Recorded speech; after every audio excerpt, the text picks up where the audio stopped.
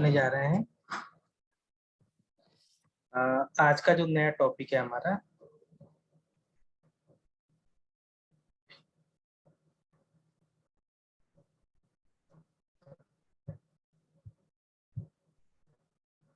ठीक है, तो वो है हमारा क्या है, टेस्ट केस डिजाइन टेक्निक। ठीक है, तो टेस्ट केस डिजाइन टेक्निक क्या होता है, इसमें कैसे हम अप्लाई करते हैं, टेस्ट केसेस लिखते टाइम में किन किन चीजों को ध्यान रखते हैं, राइट।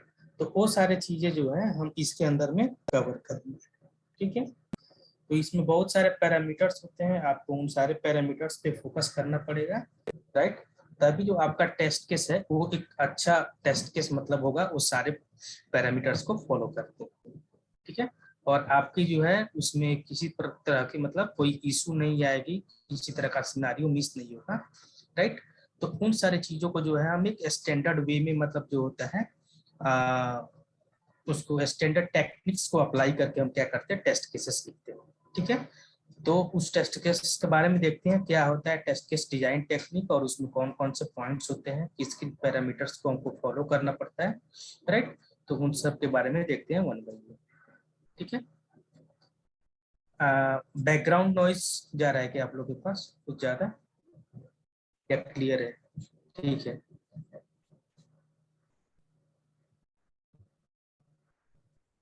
ओके, ठीक है। तो हम लोग देखते हैं सबसे पहले what is test case design technique. तो software test case design technique help you design better test cases. ठीक है, तो हमारा जो software test case design technique है वो हमको क्या करता है, बेटर टेस्ट केस डिजाइन करने में हेल्प करता है।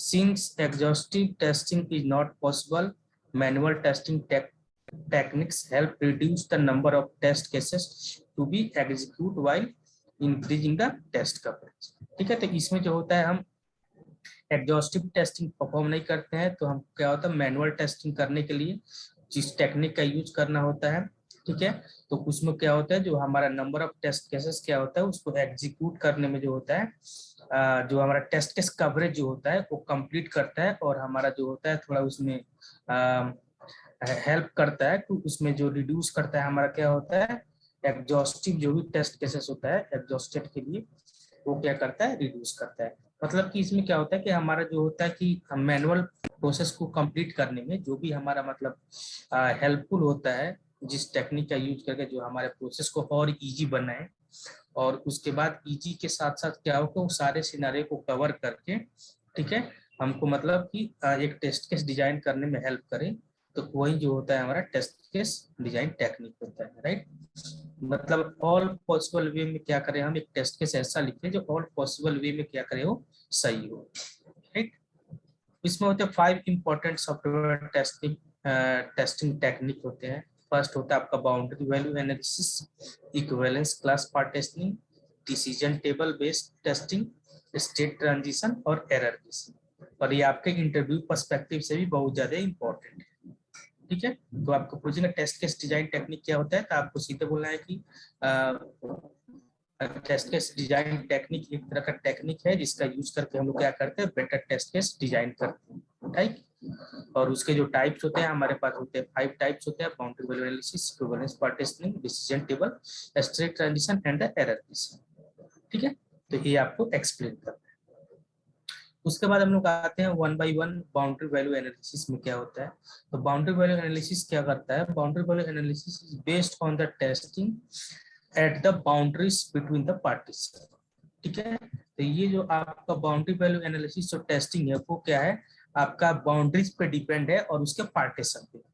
ठीक है, जैसे एक बाउंड्री हो गया और उसके पार्टीशन के बेसिस पे हम लोग क्या करते हैं, टेस्टिंग करते हैं, राइट। जैसे कि आप एक बाउंड्री ले लो और उसका क्या करो, आप उसका पार्टीशन करो और फिर उसका टेस्टिंग करो, राइट। तो हम लोग एग्जांपल देखेंगे। It includes maximum minimum inside और outside boundaries, typically value and error values, typical value and error values. तो इसमें क्या करते हैं, अगर हम कहीं भी हमारा एक बाउंड्री है तो हम क्या करते हैं उसका पार्टीशन करते हैं, और उसके बाद क्या करते हैं उसका मैक्सिमम मिनिमम इनसाइड आउटसाइड ये सारे चीजों को टेस्ट करते हैं, और उसके बाद हम क्लियर होते हैं या हम कंक्लूजन पे आते हैं कि हमने जो भी इनपुट्स दिया है डिवाइड करने के बाद वो सही से चल रहा है, right. It is generally seems that a large number of errors occur at the boundaries of the defined input value rather than the center. तो इसमें जनरली आप देखते हो कि जहां पे बाउंड्री वैल्यू डिफाइन होता है मोस्टली एरर आपका वहीं पे आता है, नहीं कि सेंटर में आता है। अब जैसे मैं आपको एक एग्जांपल बताता हूँ, जैसे कि आपका वोट देने का जो राइट है, राइट, तो इंडियन कॉन्स्टिट्यूशन के अनुसार आपको क्या होता है, आपका एज जो है 18 ईयर होना चाहिए, राइट, 18 ईयर से अबव होना चाहिए। तो ये एक कंडीशन लग गया, ठीक है। अब आपका जैसे कोई एप्लीकेशन है या इंडियन गवर्नमेंट का जो एक कोई वेबसाइट है, ठीक है, तो उसमें जैसे कि आप या कहीं भी किसी वेबसाइट के ले लो, अगर आप वहाँ पे वोटर आईडी जैसे कि आप कोई डॉक्यूमेंट अपलोड करना है और आप उसमें वोटर आईडी अपलोड करते हो, राइट, और उसमें आपका जैसे डेट ऑफ बर्थ या उसमें आपका ये मांगता है, अगर वो आपका लेस देन 18 होगा, राइट, तो वहाँ पे क्या करेगा, वो एक्सेप्ट नहीं करेगा, डिनाई कर देगा कि your age is less than 18 years, ठीक है। तो अब आपको उस एप्लीकेशन में वेरीफाई करना है, राइट, कि हम मतलब जैसे कि ये कैसे वेरीफाई करेगा, कैसे एरर थ्रो करेगा कि 18 ईयर से ज्यादा है या कम है, राइट। तब 18 ईयर आपका क्या होगा, वहां पे बाउंड्री वैल्यू हो गया, राइट, मतलब बाउंड्री हो गया कि आपको 18 जब होगा तभी आप वहां पे अलाउ करेगा, नहीं तो नहीं करेगा, ठीक है। तो 18 आपका बाउंड्री वैल्यू हो गया। अब 18 के बेसिस पे आपको टेस्टिंग करना है, राइट, कि कहीं हो सकता है अगर यूजर 18 से छोटा 17 डाले या उससे छोटा डाले तब तो ये एक्सेप्ट नहीं कर रहा है या अलाउ तो नहीं कर रहा है, या 18 से ज्यादा डाले उस केस में भी अलाउ तो नहीं कर रहा है, राइट। तो हम उसमें क्या करते हैं, उसी में जो होता है हम इंक्लूड करते हैं maximum minimum inside outside boundaries का। तो बाउंड्री वैल्यू में क्या होता है, मोस्टली आपका 1 पॉजिटिव और 2 निगेटिव सिनेरियो को कंसीडर किया जाता है, मतलब जो आपका वैल्यू होता है उसके एक पीछे और उसके एक आगे वैल्यू को कंसीडर किया जाता है, ठीक है। तब जैसे 18 हो गया, तो अब कोई पूछेगा 18 का बाउंड्री वैल्यूज क्या है, तो 18 से छोटा क्या है आपका 17 और 18 से ग्रेटर देन क्या है 19।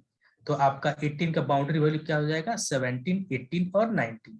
आपको तीनों वैल्यू को चेक करोगे तब आपको कंफर्म होगा कि हाँ कोई भी यूजर है वो 18 से अगर छोटा है तो उसको अलाउ नहीं है, अगर 18 है तब भी उसको अलाउ है और 19 है तभी उसको अलाउ है, राइट। मतलब आपका क्या होगा, यहाँ पे एक निगेटिव और 2 पॉजिटिव वैल्यू का आप यूज करके यहाँ पे बाउंड्री वैल्यू को टेस्ट कर पाए, ठीक है। क्लियर है एग्जाम्पल के साथ, आपको और आगे एग्जाम्पल मिलेगा इसमें। It is generally okay, it is generally seem that A large number of error अकर, हाँ यहाँ पे जैसे मैंने बोला कि इसमें जो होता है कि आपका इन बिटवीन में जो होता है सेंटर में जैसे होता है कि एरर बहुत कम आते हैं बट बाउंड्री पे ज्यादा आते हैं। अब जैसे आपको पता है कि 18 से ग्रेटर देन है तब आप जाके वहां पे 20, 25, 30, 40 वहां पे कुछ भी नंबर डालो तो वो तो एक्सेप्ट कर लेगा, उसमें कोई इश्यू नहीं है।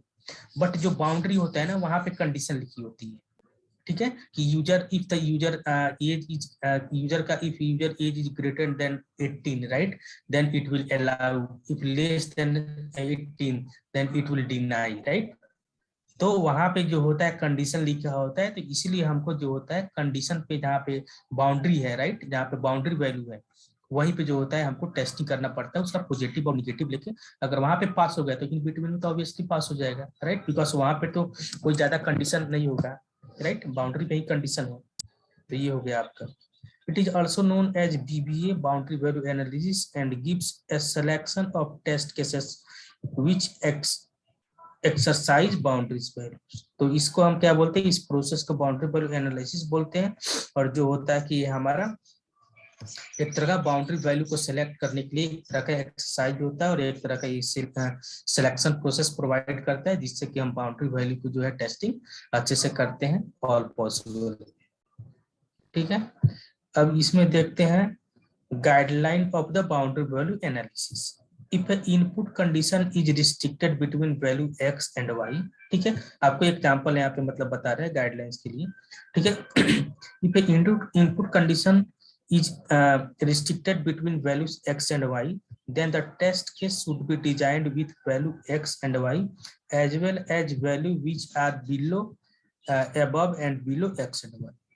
ठीक है, तो यहाँ पे जैसे बोला कि अगर कोई वैल्यू आपको कोई कंडीशन दिया गया तो जो कंडीशन आपका x एंड y के बीच में लाई करता है, राइट, तो वहां पे क्या होगा, आपको टेस्ट केस डिजाइन करना होगा। तो आप कैसे करोगे, वहां पे टेस्ट केस डिजाइन करने के लिए आपको x और y की जो होगा आपके बिलो मतलब उससे नीचे और उसके ऊपर की वैल्यू के साथ भी आपको टेस्ट केस लिखना पड़ेगा टेस्ट करके, राइट। तभी तो आप उसका बाउंड्री, अगर x है तो यहाँ पे -x कर लोगे, यहाँ पे +x कर लोगे, y है तो -y और +y, तब तो पता चलेगा ना कि आपने एक उससे नीचे और उससे ऊपर का वैल्यू को टेस्ट किया है, तब आपका बाउंड्री जो होगा टेस्ट हो पाएगा।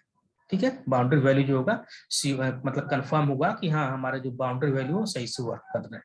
नहीं तो हमने टेस्ट नहीं किया तो पता चला वहां पर कंडीशन दिया है 18, तो 18 पे तो सही वर्क कर रहा है बट 19 को अलाउ ही नहीं कर रहा है या 17 को अलाउ कर दे रहा है। तो यहाँ पे ऐसे नहीं होना चाहिए, इसीलिए यहाँ पे बाउंड्री वैल्यू को हम लोग टेस्ट करते हैं। If input condition is a large number of value then the test case should be developed which need to exercise the minimum and maximum. ठीक है, here value above and below the minimum and maximum value are also tested. ठीक है, तो जैसे आपका कोई भी large number हो, ठीक है, उस कंडीशन में भी आपको क्या करना पड़ेगा, वहाँ पे मिनिमम और मैक्सिमम वैल्यू का जो होगा टेस्ट करना पड़ेगा, राइट। किसी भी हो मतलब कहीं भी वैल्यू आपको मिले तो उसका आप एक उससे ज्यादा और एक उससे छोटा, मतलब एक ग्रेटर देन और एक लेस देन नंबर को चेक करना है। Apply guideline 1 and 2 to output condition. It gives an output which reflect the minimum and maximum value expected. It also tests the below or above value. ठीक है, तो यहाँ पे क्या बोला, ये मिनिमम मैक्सिमम और बिलो एंड अबव वैल्यू ये सारे कंडीशन को हम क्या कर सकते हैं, इसमें टेस्ट कर सकते हैं। ठीक है, तो इसके बेसिस पे हम क्या कर सकते हैं, टेस्ट करके हम अपना टेस्ट केस अगर लिखेंगे तो क्या होगा, इसके हमारा जो टेस्ट केस होगा वो बेटर डिजाइन होगा, राइट, बिकॉज ये सारे पैरामीटर्स को कवर कर। ठीक है, यहाँ पे एक और एग्जांपल के साथ आते हैं। जैसे यहाँ पे input condition is valid between 1 to 10।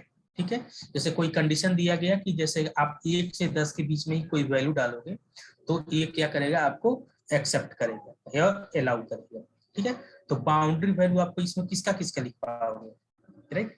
जैसे आपको यहाँ पे दिया कि 1 से 10 के बीच में, ठीक है, कोई पूछेगा यहाँ हमारा नंबर 1 से 10 के बीच में है और इसका आपको बाउंड्री वैल्यू लिखना है, तो आप किसका लिखोगे बाउंड्री वैल्यू, आप लोग बताओ। आपका नंबर स्टार्ट हो रहा है 1 से 10 तक, ठीक है, तो आपको अगर यहाँ पे उसका बाउंड्री वैल्यू लिखना है तो आप सबसे पहले क्या करोगे, इस फर्स्ट नंबर को लोगे और फिर लास्ट नंबर। ठीक है, इन बिटवीन वाले को नहीं लेंगे, फर्स्ट को लेंगे और लास्ट को लेंगे और फिर इन दोनों का क्या करेंगे, हम बाउंड्री वैल्यू निकालेंगे। तो 1 का क्या हो गया, 1 हमारा स्टार्टिंग नंबर है तो 1 के लिए हम निकालेंगे, तो 1 से छोटा क्या होगा, 0 होगा, फिर हमारा 1 होगा और फिर 1 से बड़ा क्या होगा 2। ठीक है, उस सिमिलरली हम 10 का लेंगे तो 10 से छोटा क्या होगा 9 होगा और 10 से ग्रेटर देन क्या होगा 11 होगा। तो आपका बाउंड्री वैल्यू निकल गया ना, बाउंड्री। ठीक है, आपको इसी तरह अगर जैसे कोई कंडीशन दिया हो कि आपका जैसे एज, जैसे आपका कोई भी जैसे जॉब होता है, आप गवर्नमेंट जॉब होता है तो गवर्नमेंट जॉब में पॉलिसी क्या होती है, एज बिटवीन क्या होगा 18 to 60। ठीक है, तो यहाँ पे जैसे वहां पे अब आपको टेस्ट करना है तो यहाँ पे लिखेगा एज बिटवीन 18 to 60 ईयर्स। ठीक है, अब उसका आपको टेस्ट करना है तो आप पहले सबसे पहले क्या करोगे, 18 का लोगे, 18 का बाउंड्री वैल्यू चेक करोगे तो 18 का क्या होगा, लेस देन क्या होगा 18 का 17 और 18 का ग्रेटर क्या होगा 19। सिमिलरली 60 का लेस देन क्या होगा 59 और ग्रेटर देन क्या होगा 60। तो आपने दोनों नंबर का बाउंड्री वैल्यूज निकाल लिया और बीच वाले तो उसके बीच में लाई करेंगे तो उसके लिए आपको जरूरत नहीं, तो केवल आपको बाउंड्री का। तो इस रेंज में क्या होगा 1 to 10 के बीच में बाउंड्री क्या होगा, एक 10 बाउंड्री हो गया और एक 1 हो गया, राइट। तो ऐसे करके आप निकाल सकते हो। सिमिलरली आप देखो 18 to 65 के बीच में 17 हो गया, 18 और 19 और 65 का 64, 65 और 66।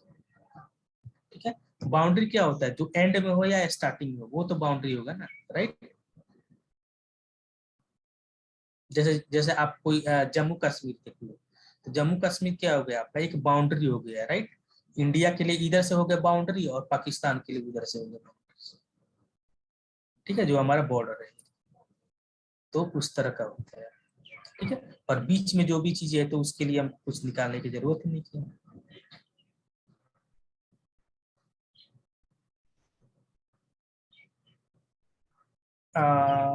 ठीक है, कोई क्वेरी है? क्लियर है अभी?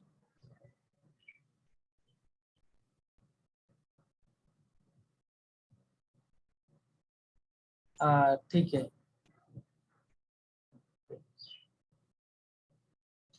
ठीक है, हम लोग आगे चलते हैं। नेक्स्ट जो है इक्विवेलेंस पार्टिशनिंग। इक्विवेलेंस पार्टिशनिंग या इक्विवेलेंस क्लास पार्टिशनिंग क्या होता है? Equivalence class partitioning allow you to divide set of test condition into a partition. ठीक है, ये क्या बोलता है कि आपको है कि सेट ऑफ कंडीशंस मिलेंगे, राइट? अब उसको क्या करना है, आपको डिवाइड करना है पार्टीशनिंग में, मतलब छोटे छोटे पार्टीशन में डिवाइड करना है, which should be considered the same. ठीक है, और उसके बाद क्या करना है, उसकी बाउंड्री वैल्यू निकालनी है।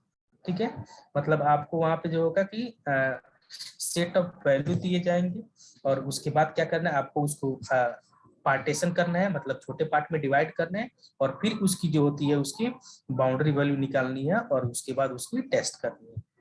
ठीक है, this software testing method divides the input domain for a program into class of data from which test case should be design.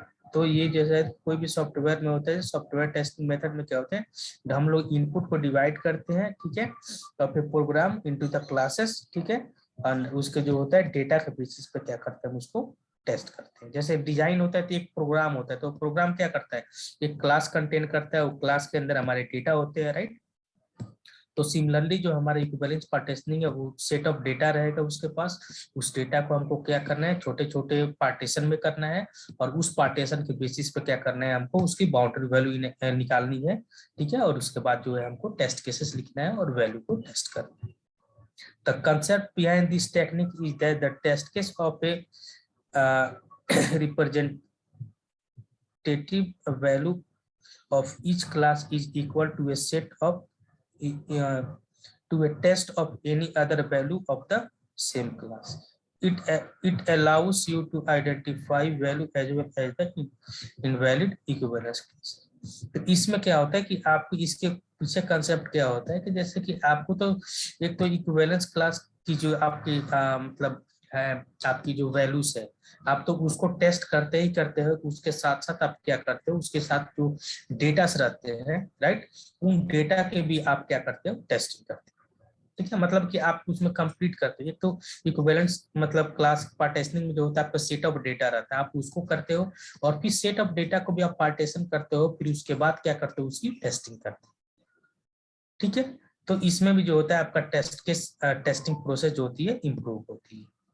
ठीक है, जैसे एग्जांपल देखिए, input condition are valid between, यहाँ पे देखते हैं क्या है, valid between 1 to 10 and 20 to 30। ठीक है, जैसे इक्विवेलेंस क्लास दे दिया कि हमारा जो है इनपुट कंडीशन 1 से 10 और 20 से 30 के बीच में रहेगा। अब इसमें जो होता है आपको अब निकालना पड़ेगा कौन सा आपका वैलिड है, कौन सा इनवैलिड है, और उसके बेसिस पे आप क्या करोगे, टेस्ट करोगे। तो सबसे पहले आप लोग यहाँ पे -2 0 इनवैलिड है, राइट, बिकॉज कि आपका जो क्या है, सेट ऑफ वैल्यू क्या है, 1 to 10 है और 20 to 30। अब 1 to 10 लोगे तो ये वैलिड है, बिकॉज आपका जो सेट ऑफ वैल्यू दिया गया है वो क्या है, सेट ऑफ वैल्यू या रेंज ऑफ वैल्यू जो है आपका 1 to 10 है, तो ये हो गया वैलिड। अब 11 to 19 हम इन दोनों के बीच में देखेंगे, तो ये क्या है, इनवैलिड है, बिकॉज हमारा दो ही सेट दिया गया है, 1 से 10 और 20 से 30। ठीक है, तो पहले हम वैलिड सेट और वैलिड रेंज को हम आइडेंटिफाई कर रहे हैं। ठीक है, तो हम इक्विवेलेंस यहाँ पे देखिए, hence there are 5 equivalence class.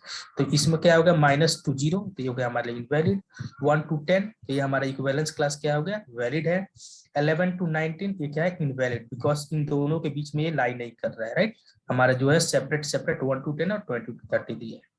फिर हमारा 20 to 30 यहाँ पे वैलिड है, मोर देन 31 टू मतलब 41 या 40 वो भी क्या है, इनवैलिड है, right. You select value from each class. ठीक है, अब हम क्या करेंगे, इसमें ईच क्लास से क्या करेंगे, वैल्यू को सेलेक्ट करेंगे, और उसके बाद क्या है, हम उसको टेस्ट करेंगे।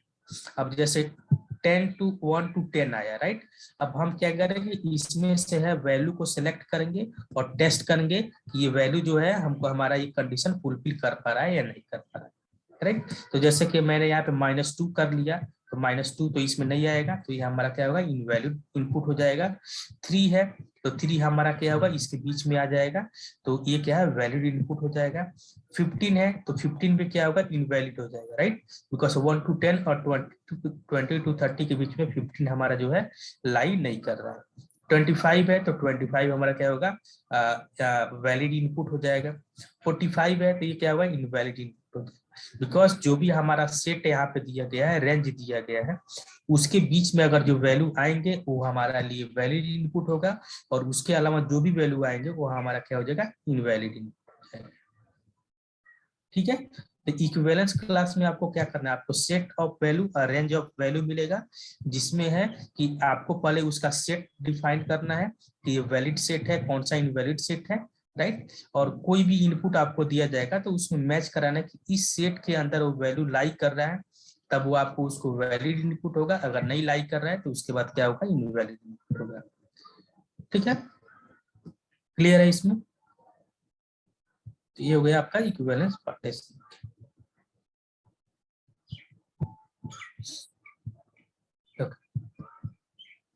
ठीक है, अब आते हैं problem table, decision table based testing. Decision table based testing क्या होता है उसके बारे में देखते हैं। Decision table is also known as the cause effect table. ठीक है, तो इसको हम कॉज इफेक्ट टेबल भी बोलते हैं। This software testing technique is used for functions which respond to a combination of input और event। तो जहाँ combination of input और event आते हैं उस पे वहाँ पे हम इस टेक्निक का यूज करते हैं। ठीक है, for example a submit button should be enabled if the user has entered all the required field। ठीक है, जैसे कि आप किसी पेज पे जाते हो, वहाँ पे सबमिट बटन है, राइट। इनिशियली में आप जाते हो तो वहाँ पे वो डिसेबल रहता है, बट आप जैसे यूजर नेम पासवर्ड डालते हो तो क्या करता है, वो बटन इनेबल हो जाता है, मतलब हाईलाइट हो जाता है कि आप वहाँ पे क्लिक कर सकते हो। ठीक है, तो यहाँ पे क्या हो, कॉम्बिनेशन ऑफ जैसे हम इनपुट वहां पे प्रोवाइड कर रहे हैं, तब जो है वो आपका बटन क्या हो रहा है, एक्टिव मोड में आ रहा है। ठीक है, तो सेम वही चीज यहाँ पे बोल रहा है कि हम डिसीजन टेबल में क्या आते हैं, कॉम्बिनेशन ऑफ इनपुट जहाँ पे रहते हैं या इवेंट रहते हैं, वहां पे डिसीजन टेबल का जो होता है यूज होता है, या टेक्निक जो होता है apply. The first task is to identify functionalities where the output depends on a combination of input। तो फर्स्ट टास्क हमारा क्या होता है, आइडेंट फंक्शनलिटीज को आइडेंटिफाई करना तो है, जहाँ पे हमारा आउटपुट डिपेंड करता है कॉम्बिनेशन ऑफ इनपुट पे। जैसे मैंने यहाँ पे बताया कि आपका output multiple combination of input पे कैसे डिपेंड होता है। जैसे कि अगर आप लॉग इन करना चाहते हो तो आपका एक यूजर नेम हो गया, एक पासवर्ड हो गया, राइट। जब दोनों के कॉम्बिनेशन एक साथ मैच करते हैं, एंटर करते हो, राइट, दोनों कॉम्बिनेशन एंटर करते हो और आप सबमिट बटन या लॉगिन बटन पे क्लिक करते हो, तब आपका जो होता है लॉगिन होता है। और लॉगिन वैलिडेट कैसे होता है, आपके कॉम्बिनेशंस के होता है, वो डेटाबेस में जाता है, वेरीफाई करता है कि हाँ ये यूजर का वैलिड यूजर नेम है, ये वैलिड पासवर्ड है। ठीक है, तभी वो क्या करता है, आपको लॉगिन के लिए अलाउ करता है। तो वही इसमें बोल रहा है कि इसमें कॉम्बिनेशन ऑफ इनपुट्स होते हैं, ठीक है, जो एक दूसरे पे क्या होते हैं, डिपेंड रहते हैं। If there are a large input set of combination, then the divide into the small subset which are helpful for the managing the decision table। ठीक है, अगर आपके पास छोटे सेट्स ऑफ इनपुट है तो आप उसको डायरेक्ट उसको टेस्ट कर सकते हो डिसीजन टेबल में मेंशन करके। और आपके लार्ज इनपुट सेट है, राइट, जैसे कि आप किसी भी साइट पे आप रजिस्ट्रेशन करने जाते हो, राइट, एनरोलमेंट करने जाते हो या साइन अप करने जाते हो, तो वहाँ पे क्या होता है, बहुत सारे डिटेल्स देना पड़ता है आपको, आपका first name, last name, email ID, mobile number, आपका एड्रेस।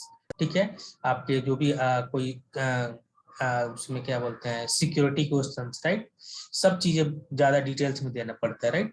तो वो क्या हो जाता है, आपका लार्ज इनपुट सेट होता है, राइट। तो वही बोला कि अगर आपका लार्ज इनपुट सेट हो तो उसको क्या करना पड़ेगा, आपको स्मॉल सबसेट में डिवाइड करना पड़ेगा, राइट, जो आपका हेल्प करेगा तो डिसीजन टेबल को मैनेज करने में।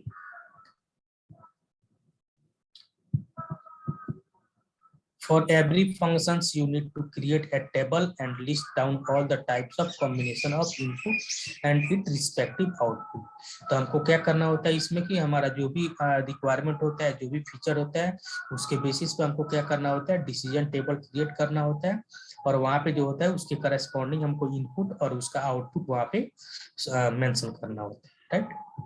This help to identify a combination that is overlooked by the tester. तो यहाँ पे क्या होता है, आपका जो होता है एक कंडीशन जो होता है आपको आइडेंटिफाई करने में यहाँ पे हेल्प मिलता है, राइट, जो कि एक टेस्टर के लिए बहुत ही ज्यादा हेल्पफुल होता है, ताकि उसके पास वहाँ पे सारे डेटा रहते हैं, उसको पता चलता है कि किसके कॉम्बिनेशन से क्या हो रहा है, इसका स्टेटस क्या है, इनपुट क्या है, आउटपुट क्या है, राइट।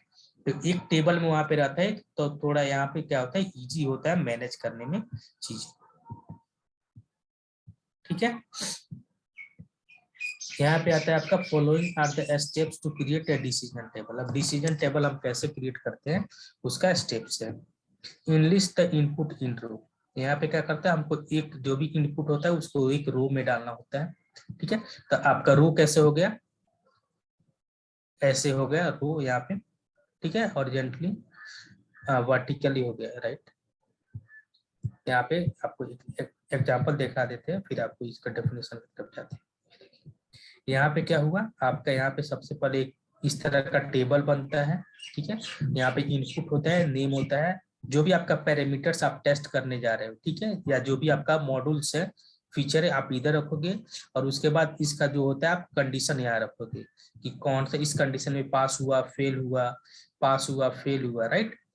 जैसे कि आपने नेम का टेस्टिंग करना है, राइट, यूजर नेम का, तो आपने यहाँ पे एक वैलिड यूजर नेम डाला, ठीक है, तो वहां पे देखा कि ये फेल हो रहा है, मतलब इनवैलिड यूजर नेम डाला या वैलिड यूजर नेम डाला, तो फर्स्ट कंडीशन में क्या हुआ, ये फेल हो गया। सेकंड कंडीशन में आप क्या करते हो, वहां पे उस दूसरा इनपुट डालते हो तो यहाँ पे पास हो गया, तो आपने ट्रू लिख दिया।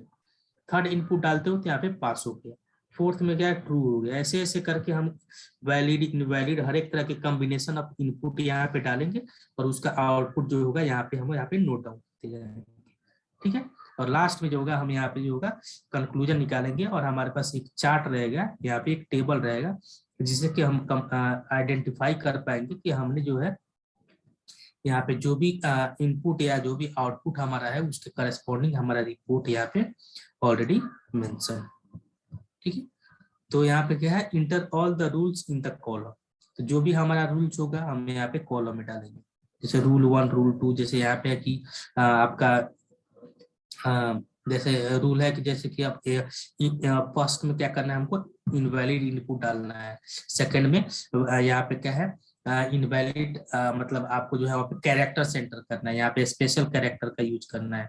यहाँ पे जैसे है कि आप ब्लैंक छोड़ रहे हो, राइट, यहाँ पे आप क्या कर रहे हो कि यहाँ पे वैलिड डाल रहे हो, राइट। इसी तरह कॉम्बिनेशन ऑफ आपके पास जितने रूल है, राइट, उस तरह के रूल्स या उस तरह की आप कॉम्बिनेशंस को आप यहाँ पे लिखो और उसके बाद यहाँ पे जो है एग्जीक्यूशन करो। जैसे आपने यहाँ पे इनवैलिड डाला तो यहाँ पे फेल हुआ, यहाँ पे इनवैलिड ईमेल आईडी डाला तो भी फेल हुआ। उसके बाद उसका मैसेज क्या है, मैसेज गलत आ रहा है कि सही आ रहा है, और उसका आउटपुट सही आ रहा है कि गलत आ रहा है। सेम आपने यहाँ पे कुछ और वैल्यू डाला, राइट, तो यहाँ पे उस वैल्यू पे आपका नेम पास हो रहा है, ईमेल आईडी फेल हो रहा है, मैसेज फेल हो रहा है और आउटपुट भी फेल, राइट। तो ये क्या हो रहा है, आपका जो भी आप इनपुट दे रहे हो उसके करस्पॉन्डिंग यहाँ पे जो होता है आपका आउटपुट जनरेट होता है, ठीक है। तो आप डायरेक्ट मतलब उतना रिमेम्बर नहीं कर सकते हो, तो डायरेक्ट आप टेबल को देख के यहाँ पे बोल सकते हो कि हमारा ये आउटपुट है कि हमने ऐसे ऐसे इनपुट डाला है यहाँ पे और उसके करस्पॉन्डिंग जो है हमारा स्टेटस है पास फेल, ठीक है।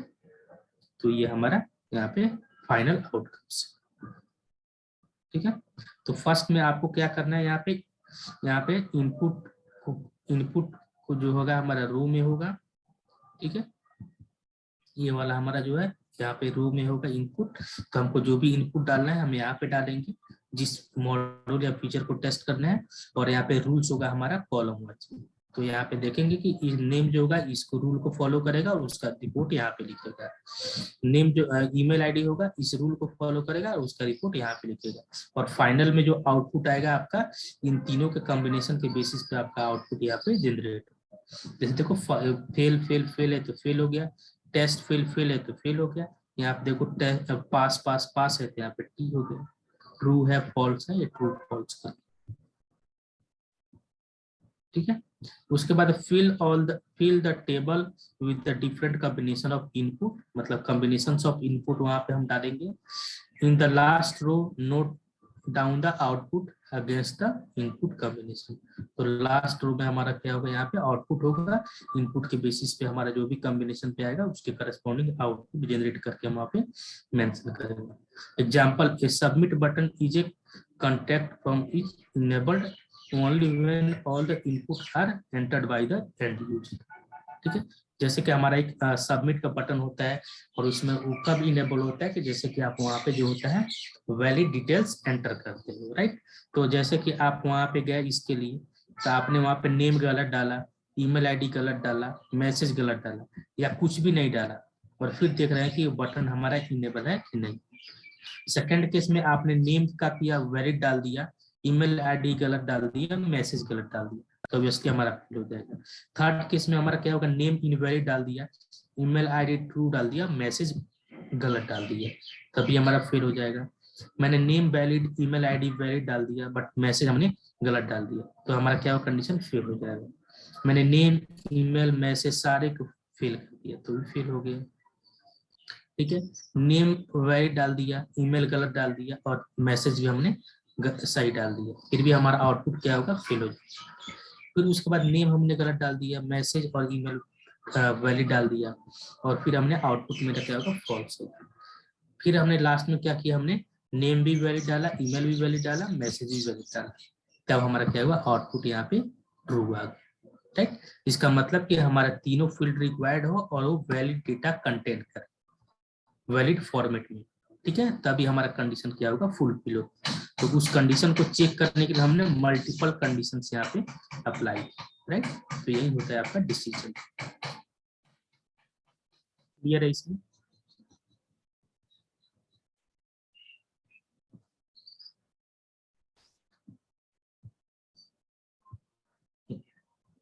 ठीक, इनका आपका क्लियर है?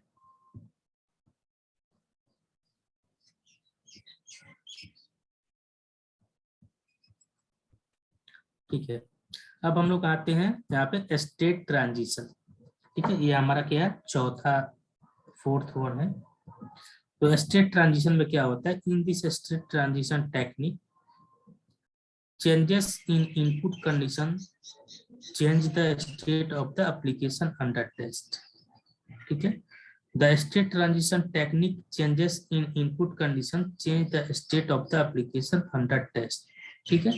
तो मतलब अगर हम कुछ भी इनपुट अपने कंडीशन में अपन टेस्ट करते हैं, राइट, चेंजेस करते हैं, जो भी हम इनपुट प्रोवाइड करते हैं, तो उसके अकॉर्डिंग क्या करता है वो, हमारे एप्लीकेशन की स्टेट को भी चेंज कर देता है, मतलब फ्लो को चेंज करते हैं। जैसे अब हम गलत हम डेटा एंटर कर देंगे, राइट, और हमारा एप्लीकेशन रन कर रहा है, तो एप्लीकेशन हमारे रॉन्ग डेटा के बेसिस पे रन करेगा, तो ऑब्वियसली उसमें जो भी करेक्टनेस नहीं आएगी और जो भी हमारा एप्लीकेशन का फ्लो होगा वो गलत मतलब कंडीशन को या गलत लॉजिक पे वर्क करेगा, ठीक है। तो वो जो होगा आपके इनपुट कंडीशन पे डिपेंड करता है। आप वैलिड इनपुट डालते हो तो वैलिड आउटपुट आपको मिलता है, इनवैलिड इनपुट डालोगे तो इनवैलिड इनपुट मिलेगा, बट आपके इनपुट के बेसिस पे क्या होगा, आपके एप्लीकेशन की फ्लो जो होगी चेंज होगी। This testing technique allow the testers to test the behaviour of the AUT, ठीक है। तो आपका जो होता है ये टेस्टिंग जो होता है, ये टेस्टिंग टेक्निक जो होता है एक टेस्ट इंजीनियर को अलाउ करता है कि एप्लीकेशन की जो है बिहेवियर को चेक करे, एप्लीकेशन अंडर टेस्ट, ठीक है, मतलब जो एप्लीकेशन पे आप टेस्ट कर रहे हो उसकी बिहेवियर चेक करे, ठीक है। The tester can perform this action by entering various input condition in A sequence. तो इसमें जो होता है टेस्ट इंजीनियर इसको कैसे चेक कर सकता है, जैसे इसको आप मल्टीपल सीक्वेंस में जो होता है, ठीक है, मल्टीपल वैल्यूज जो होता है सीक्वेंस में एंटर करके हम लोग क्या करते हैं उस एप्लीकेशन के बिहेवियर को चेक कर सकते हैं। In state transition technique the testing team provides positive as well as the negative input test value for evaluating the system behaviour. इसमें क्या होता है कि टेस्ट इंजीनियर जो है वो मल्टीपल कॉम्बिनेशन ऑफ इनपुट और पॉजिटिव और नेगेटिव वैल्यू एंटर करते हैं एप्लीकेशन की बिहेवियर को चेक करने के लिए, ठीक है। गाइडलाइन ऑफ स्टेट ट्रांजिशन, इसके स्टेट ट्रांजिशन के गाइडलाइंस क्या होते थे। State transition should be used when A testing team is testing the application for a limited set of input. तो स्टेट ट्रांजिशन टेस्टिंग में हम क्या करते हैं, जब हमारा इनपुट जो होता है लिमिटेड सेट ऑफ इनपुट रहता है, तो उस केस में हम क्या करते हैं, स्टेट ट्रांजिशन के लिए the technique should be used where the testing team want to test sequence of event which happen in the application under test। ठीक है, हम क्या करते हैं, तो इसमें जो होता है टेक्निक हम लोग जो यूज करते हैं when the testing team want to test the sequence of event, जैसे कि अगर कोई टेस्टिंग टीम है वो मल्टीपल फीचर्स के मल्टीपल इवेंट को चेक करना चाहती है, राइट, एक सीक्वेंस में, तब हम क्या करते हैं, इस चीज को करते हैं, इस स्टेट ट्रांजिशन को हम यूज करते हैं जब हमारा एप्लीकेशन अंडर टेस्ट रहता है। ठीक है, उसके बाद आते हैं, इसमें देखते हैं example. In the following example, if user enter a valid password in any of the first 3 attempts, then user will be able to log in successfully. If the user enter the invalid password in the first or second try, then the user will be promoted to the re-enter the password. When the user enter password incorrect third time, the action has taken and the account will be blocked. जैसे कि एक condition आपका आ रहा है कि जैसे user को क्या करना है, लॉगिन की फीचर को टेस्ट करना है, तो वो क्या करेगा इसमें कि जैसे उसको एप्लीकेशन में कंडीशन है कि अगर आप 3 लॉगिन जो है 3 इनवैलिड लॉगिन कंटिन्यूअसली इनवैलिड आप क्रेडेंशियल एंटर करोगे तो आपका अकाउंट जो है ब्लॉक हो जाएगा, राइट। बट आपने 2 बार इनवैलिड यूजर नेम पासवर्ड डाला और थर्ड टाइम आपने वैलिड पासवर्ड डाल दिया, तो आपका क्या होगा, आप लॉगिन सक्सेसफुली कर पाए। बट कंटिन्यूअसली आप क्या कर रहे हो, 3 टाइम्स जो है invalid user name password enter कर रहे हो और लॉगिन बटन पे क्लिक कर रहे हो, तब आपका अकाउंट क्या हो रहा है, ब्लॉक हो जा रहा है।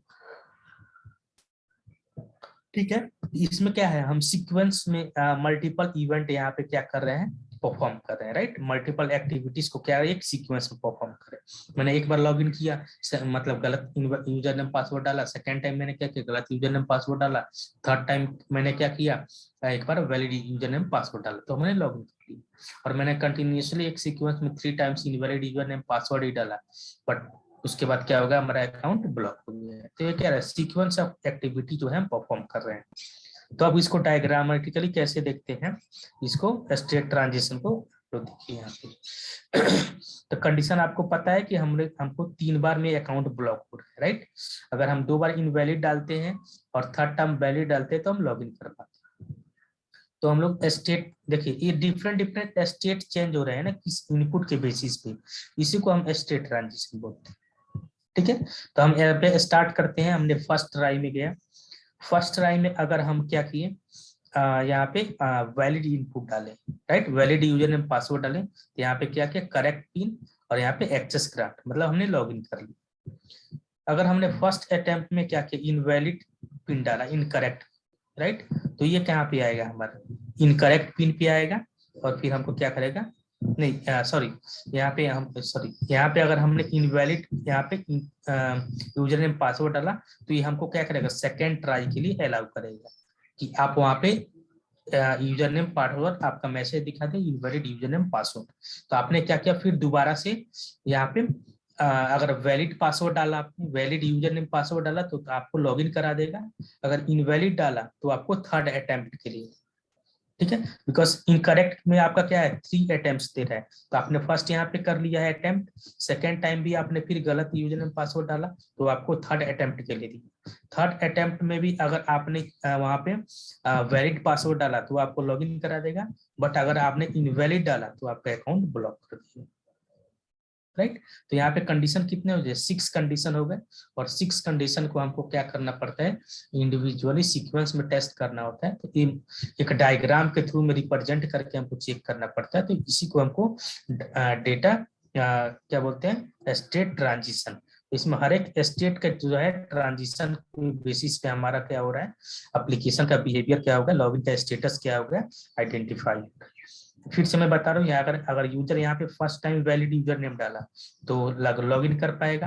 अगर सेकंड फर्स्ट टाइम है उसने गलत यूजर नेम पासवर्ड डाला तो उसको क्या होगा, वो सेकंड अटेम्प्ट के लिए ट्राई करने के लिए अलाउ करेगा। सेकंड अटेम्प्ट में अगर उसने फिर गलत यूजर नेम पासवर्ड डाला तो उसको थर्ड अटेम्प्ट के लिए देगा, और थर्ड अटेम्प्ट में भी उसने अगर गलत पासवर्ड डाला तो उसको क्या होगा, अकाउंट ब्लॉक हो जाएगा। राइट। अगर फर्स्ट में उसने वैलिड इनवैलिड दिया और सेकंड में वैलिड दे दिया तो उसको क्या करेगा, लॉग इन करा देगा, नहीं तो फिर उसको क्या करेगा, नेक्स्ट स्टेप के लिए बुक करा। क्लियर है?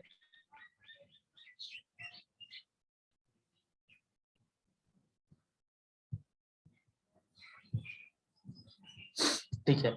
तो यहाँ पे जैसा है कि इन दिस डायग्राम, ठीक है, when user gives the correct pin number ही और she is move to the access grant state. ठीक है, अगर वो करेक्ट पिन डालता है तो उसको क्या हो रहा है, एक्सेस ग्रांट हो जा रहा है। ठीक है। Following table is created based on the diagram above. ठीक है, तो इसमें है कि हम लोग कैसे कैसे हम लोग इनपुट डाल रहे हैं, उसके बेसिस पे हम लोग क्या करेंगे, इसमें अपना नोट डाउन करके हम लोग क्या करेंगे, वेरीफाई कर सकते हैं। जैसे फर्स्ट स्टेज में आया, राइट, तो यहाँ पे स्टेट दिया हुआ है, जैसे कि हमने फर्स्ट स्टेप किया, तो फर्स्ट स्टेप में अगर हमने करेक्ट पिन डाला, राइट, तो करेक्ट पिन डालेंगे तो हमारा क्या होगा, ग्रांट यहाँ पे हो जाएगा, एक्सेप्ट हो जाएगा। राइट। अगर इनकरेक्ट पिन डालते हैं तो फिर हमको क्या करेगा, स्टेट थर्ड के लिए, मतलब नेक्स्ट स्टेट के लिए क्या करेगा, वो हमको मूव करेगा कि आप इस स्टेट 3 के लिए जा रहे हैं। ठीक है। 2 में करेगा, अगर हमारा वैलिड है तो स्टेट 5, स्टेट 5 किसको बोल रहा है, यहाँ पे इसको बोल रहा है। ठीक है, 1 2 3 इसको, मतलब आप यहाँ से करो, स्टार्ट कर रहे हैं। ठीक है, तो यहाँ पे 1 2, यहाँ पे जैसे हमने एक इनपुट डाला, यहाँ पे 1 2 स्टेप 3 स्टेप 4 स्टेप। ठीक है, तो इसमें कुछ स्टेप है, यहाँ पे है ये करेक्ट, यहाँ पे स्टेप नहीं है, बट आप इसको ऐसे मानो, आप यहाँ पे लिख सकते हो कि फर्स्ट स्टेप में अगर करेक्ट पिन डाला तो यहाँ पे क्या हो जाएगा, आपका वैलिड हो जाएगा या एक्सेप्ट करेगा, और यहाँ पे इनकरेक्ट पिन डाला तो यहाँ पे क्या करेगा, डिनाई कर देगा। राइट। तो उसी तरह के आप यहाँ पे टेबल में बना के भी इसको रिप्रेजेंट कर सकते हैं, नहीं तो आप डायग्राम वाइज भी ऐसे दिखा सकते हैं।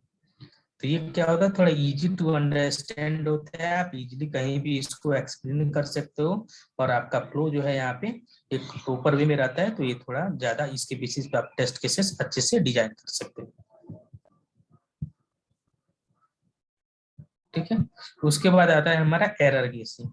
तो एरर गेसिंग क्या होता है कि एक तरह का हमारा जो लास्ट हमारा टेस्ट केस डिजाइन टेक्निक है वो है, बट ये बहुत ही ज्यादा फेमस है। इसमें क्या करते हैं हम कि गेसिंग करते हैं, राइट, मतलब इसमें कुछ रूल्स नहीं होता है, आप इसमें गेस कर सकते हो अपने थॉट्स के बेसिस पे, आप कितना मतलब एक्सपीरियंस बेसिस पे, आप आपका एप्लीकेशन के नॉलेज के बेसिस पे आप कहाँ तक सोच सकते हो, और उसके बेसिस पे आप उसमें क्या कर सकते हो, एप्लीकेशन को टेस्ट कर सकते हो, उसमें इशू निकाल सकते हो। राइट। तो इसमें एरर गेसिंग करने के बाद जो है आप एप्लीकेशन की फंक्शनलिटी को टेस्ट करके उसमें जो भी डिफेक्ट्स होते हैं उसको फाइंड आउट करते हो, और उसके बाद क्या होता है, आप उसमें उसके बेसिस पे क्या करते हो, टेस्ट केसेस भी लिख सकते हैं। तो एरर गेसिंग is a software testing technique based on गेसिंग the error which can prevail in the code. ठीक है, तो इसमें क्या होता है, आप लोग हम लोग क्या करते हैं, गेसिंग के बेसिस पे क्या करते हैं, टेस्टिंग करते हैं। ठीक है। The technique is heavily based on the experience where the test analyst user use their experience to guess the problematic part of the testing application। तो इसमें क्या होता है, यूजर जो है अपने एक्सपीरियंस के बेस पे, अपने नॉलेज के बेस पे क्या करता है, वो एप्लीकेशन को गेस करता है, और उसके बाद क्या करता है, उसमें आइडेंटिफाई करता है चीज को। राइट। बिकॉज अगर मान लीजिए किसी बंदे की 10 साल की एक्सपीरियंस है तो उसने कितने सारे एप्लीकेशंस पे वर्क किए होंगे, राइट, तो वो क्या कर सकता है, उन सारे अपने नॉलेज को, सब अपने एक्सपीरियंस को क्या कर सकता है, यूज करके वहां पे उस तरह की जो है जो टेक्निक को अप्लाई कर सकता है, जिसमें कि उसको टेस्टिंग जो है अच्छे से परफॉर्म कर सके। Hence, the test analyst must be skilled and experienced for better error guessing। तो आपको यहाँ पे दिख रहा है कि अगर एरर गेसिंग टेक्निक में होता है, यहाँ पे स्किल्ड पर्सन और एक्सपीरियंस बेस्ड जो पीपल होते हैं वो ज्यादा मतलब अच्छे से एरर गेसिंग टेक्निक को मतलब फुलफिल कर पाते हैं। The technique counts a list of possible error और error pronunciation, then tester writes a test case to expose those errors. ठीक है, तो सबसे पहले क्या होता है कि वो पहले सिनारियो जो होता है, पॉसिबल जो भी एरर होता है उसमें, वो क्या करते हैं, उसको फाइंड आउट करते हैं। उसके बेसिस पे क्या करते हैं, उस सिनारियो को क्या करते हैं, एरर को एक्सपोज करते हैं, राइट। और उसके बेसिस पे क्या करते हो, टेस्ट केसेस लिखते हैं। To design test case based on the software testing technique, the analyst can use the past experience to identify the condition. तो इसके लिए मतलब मेन वही हो रहा है कि आपकी जो है पास्ट एक्सपीरियंस के बेसिस पे ही आप क्या कर सकते हो, उसको अच्छी तरह से उसको टेस्ट केस को डिजाइन कर सकते हो, उसको एनालाइज कर सकते हो, और उसको क्या कर सकते हो, आइडेंटिफाई कर सकते हो, राइट। तो एरर मतलब अगर आप जितना सोचोगे, जितने एप्लीकेशन को डेप्थ में जाके उसको एनालिसिस करोगे, राइट, उतना ही जो होगा आपकी एरर गेसिंग टेक्निक जो होगी परफॉर्म, राइट, बेटर इम्प्रूव होगी। Guideline for error guessing: the test should use the previous experience of testing similar application. ठीक है, अगर किसी ने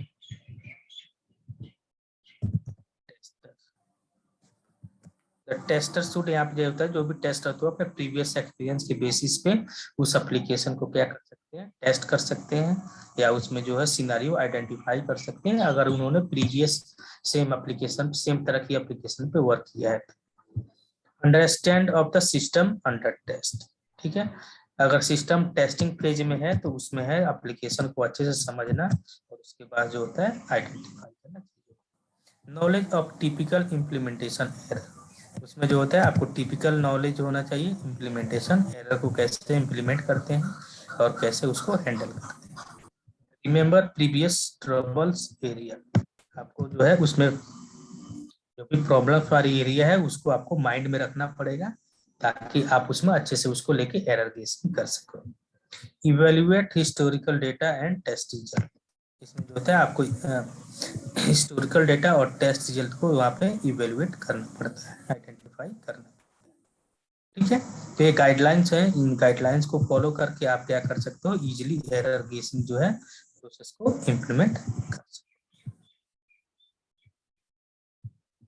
अब कंक्लूजन पे आते हैं। Software testing technique allow you to design better test cases.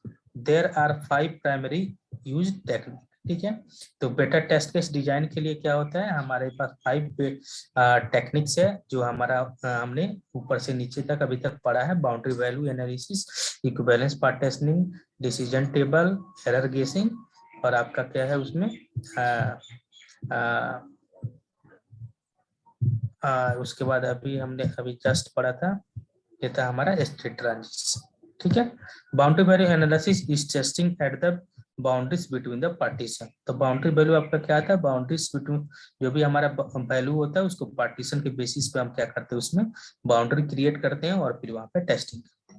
Equivalence class partitioning allow you to divide set of test condition into the partition which should be the considered the same. तो इसमें क्या होता है, हम set of value को क्या करते हैं, स्मॉल पार्ट में डिवाइड करते हैं और फिर उसके अनुसार हम क्या करते हैं, उसकी वैल्यू को टेस्ट करते हैं। Decision table software testing technique is used for the functions which respond to combination of input और इवेंट। तो डिसीजन टेबल में क्या होता है, हम कॉम्बिनेशन ऑफ इनपुट्स के बेसिस पे क्या करते हैं, टेस्टिंग करते हैं। State transition technique is input conditions change the state of the application under test. तो इसमें क्या होता है, एप्लीकेशन अंडर टेस्ट रहता है तो उसमें हम क्या करते हैं, मल्टीपल कॉम्बिनेशन के थ्रू हम एप्लीकेशन के स्टेट्स को चेंज कर करके हम क्या करते हैं, टेस्ट करते हैं। जैसे अगर हमने यहाँ पे, अगर हम सपोज कि हमको वहाँ पे पता है कि हम इस चीज पे क्लिक करेंगे तो इसका इम्पैक्ट यहाँ पे जाएगा, तो उसमें हम क्या करते हैं, उसमें पॉजिटिव निगेटिव इनपुट वहाँ पे कंडीशन अप्लाई करते हैं और फिर देखते हैं कि इसका अगर हम वैलिड डालते हैं तो किस स्टेट में जाता है, इनवैलिड डालते हैं तो किस स्टेट में जाता है, राइट।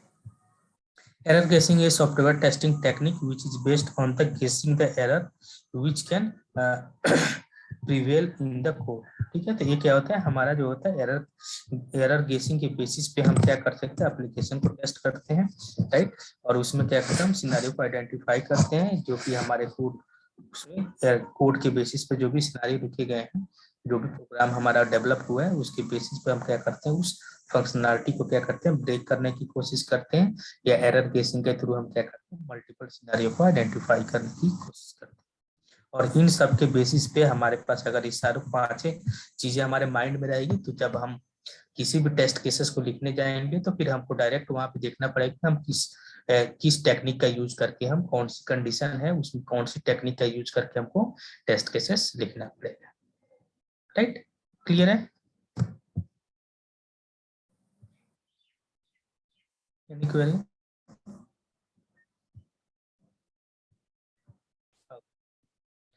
ठीक है, तो क्लियर है, तो फिर हम लोग क्या करते हैं, आज के लिए स्टॉप करते हैं और फिर जो है हम लोग कल से टेस्ट केस राइटिंग और उसके